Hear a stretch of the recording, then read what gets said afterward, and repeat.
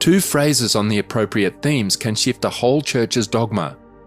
The beliefs and teachings of Christianity stem from Bibles written over 2,000 years ago, intact to any new narrative that may surface down the road with discoveries such as thousand-year-old relics.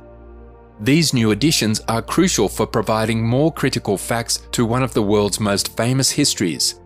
The various testaments revealed over the years may not always coincide due to minor variations within the scriptures.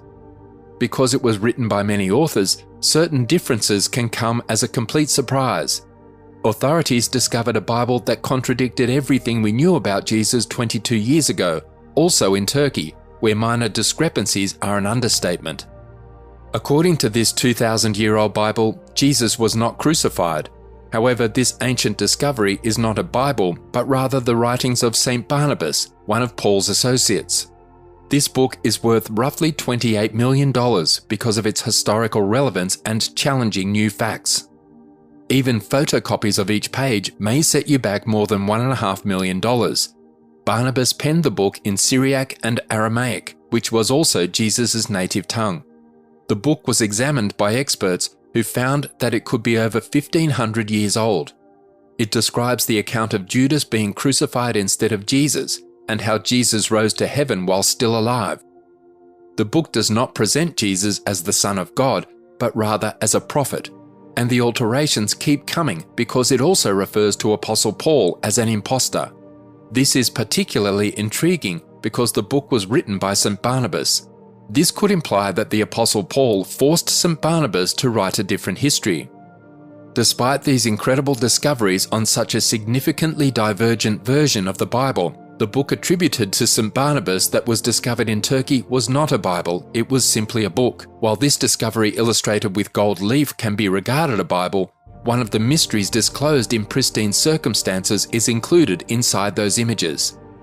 There have been thousands of years of speculation about what Jesus looked like, and official versions around the world don't go into much detail.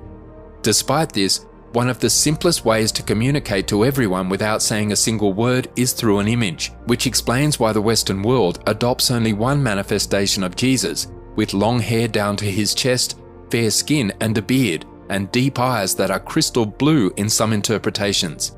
This portrayal of Jesus can be found in many large cathedrals and glass windows art pieces, an interpretation passed down through generations.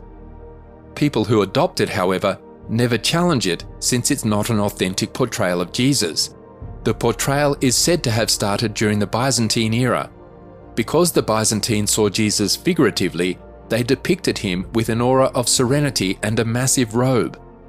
They painted their own depictions of what Jesus would look like following his resurrection, but they didn't add any realism, an interpretation reminiscent of Hellenic pagan gods' robes and sumptuous sculptures to describe that godlike position. Long hair and huge beards have long been associated with divinity, as shown in various renditions of the Greek god Zeus throughout history, and artists in the Byzantine Empire attempted to make Jesus look like a young Zeus. Early Christians attempted to give realism to the interpretations by portraying Jesus as a regular man with short hair and no beard. Wild theorists claim that Jesus' visage is modelled on the infamous Pope's son Cesare Borgia, because Jesus was originally depicted as non-European due to his Jewish ancestry. However, Borgia did not like that image and directed that a more European-looking Jesus be created. Pope Alexander VI used his son as a model, and knowing the lengthy infamous path of corruption, cruelty and murder, they were completely capable of that and more. In 2001, an investigator recreated a 3D representation of what an ordinary man might look like in that era and civilization using a genuine skull recovered in the same place and year Jesus was born.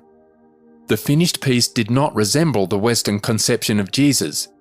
If all we know about Jesus is correct, he was a Palestinian Jewish man from Nazareth, a town near Sepphoris, one of Galilee's two major cities, who did not resemble a European. And in this Bible, we can have concrete proof that the figure we see on those pages could easily be Jesus himself, as this Bible ties back to the first branch of Christianity, which was assumed to be Catholic before they discovered this Bible. Nonetheless, it turns out that the initial branches are Assyrian, the language in which this old book was written. This Bible is invaluable. It can provide a unique viewpoint on early Christian history, since the earliest humanity has discovered can be found in the Leningrad Codex, which contains material dating back to the 3rd century. If we can better comprehend those early days, we will be able to develop more accurate hypotheses and describe the 7 different branches. Despite the fact that the Bible is beyond restoration and has been seriously damaged by smugglers, we can observe several historical individuals with possibly the most genuine depictions. Let us know what you think in the comments. If you enjoyed the video, make sure to subscribe.